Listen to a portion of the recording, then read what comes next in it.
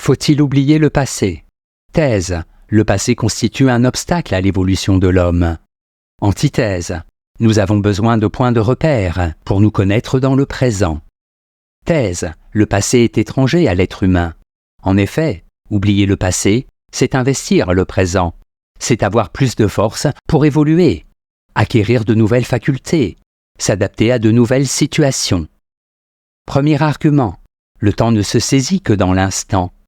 Toute prise de conscience du temps se fait dans l'instant présent, par rapport auquel le passé n'est plus et l'avenir n'est pas encore. Le temps apparaît donc comme une succession d'instants chaque fois différents. Une nouveauté, toujours soudaine, ne cesse d'illustrer la discontinuité essentielle du temps, écrit Bachelard. Si je veux profiter pleinement du moment présent, je ne peux pas à la fois penser à mon passé et à mon avenir. Deuxième argument. L'oubli est une faculté positive, le signe d'une âme robuste et en pleine santé. Si, pour Nietzsche, l'oubli est ce qui rend possible la tranquillité de la conscience dans le présent, il est aussi une condition essentielle au développement de nouvelles facultés. Il faut faire table rase dans notre conscience pour qu'il y ait de nouveau de la place pour faire des choses nouvelles. C'est l'oubli qui empêche l'homme de sombrer dans la monotonie, dans la mélancolie. Sans l'oubli, l'homme aurait le sentiment d'avoir déjà tout vu et perdrait celui d'une vie réelle. Troisième argument. L'essence de l'homme est dans ce qui est à venir. L'avenir apparaît comme la dimension essentielle de l'existence. L'homme surgit dans le monde et ne se définit qu'après. Il n'est d'abord rien, il ne sera qu'ensuite. Par cette affirmation, Sartre montre que l'homme n'est pas constitué par son passé. En bref, avoir la force d'oublier, c'est avoir le désir de continuer à devenir et de se débarrasser d'une force aliénante qui est un frein à l'évolution humaine. Antithèse. Ce qui constitue l'homme, c'est son passé. En effet, comment un homme sans passé peut-il se définir dans le présent? N'est-ce pas mon passé qui fait que je suis ce que je suis maintenant? La mémoire n'est-elle pas une donnée essentielle de la nature humaine? Premier argument. L'avenir n'est rien s'il n'existe pas de passé pour le définir. Dans la mesure où la nature de l'existence humaine est de se projeter dans l'avenir, chaque individu doit nécessairement tenir compte de son passé. Ce qu'il a vécu le détermine à faire un choix plutôt qu'un autre. Il lui fournit les moyens de parvenir à sa fin. Le passé est le seul arsenal qui nous fournisse les moyens de façonner l'avenir, dit Jean Ortega. Deuxième argument. La conscience, sans la mémoire, n'est qu'un éphémère sans durée.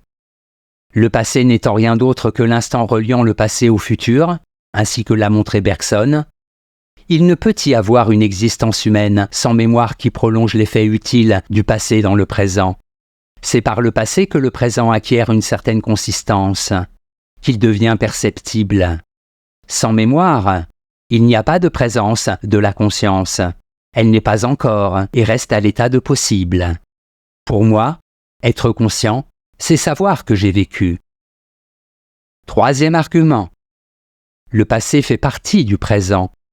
Ce que nous considérons comme un individu dans le présent n'est en fait rien d'autre que le résultat de la formation progressive d'un sujet, qui s'est faite dans le passé. L'individu ne peut pas se créer instantanément. Il est le résultat d'une longue histoire.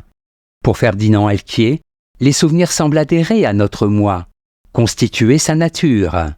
Notre passé détermine ce que nous sommes en tant qu'individus au sein d'une société, à laquelle il nous intègre par l'apprentissage d'une culture.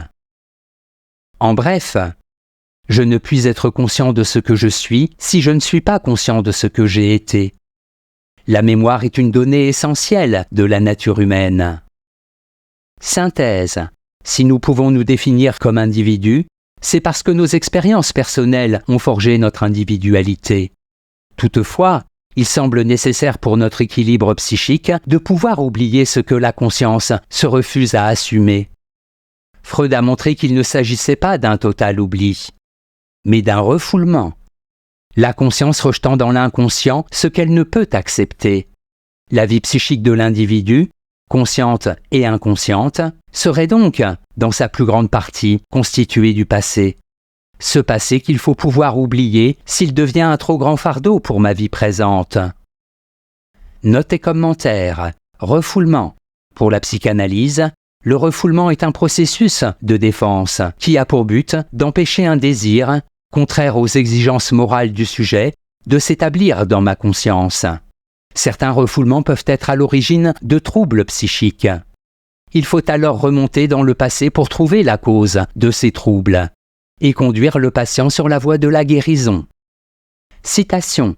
Nul bonheur, nulle sérénité, nulle espérance, nulle fierté, nulle jouissance de l'instant présent ne pourrait exister sans la faculté d'oubli. Nietzsche.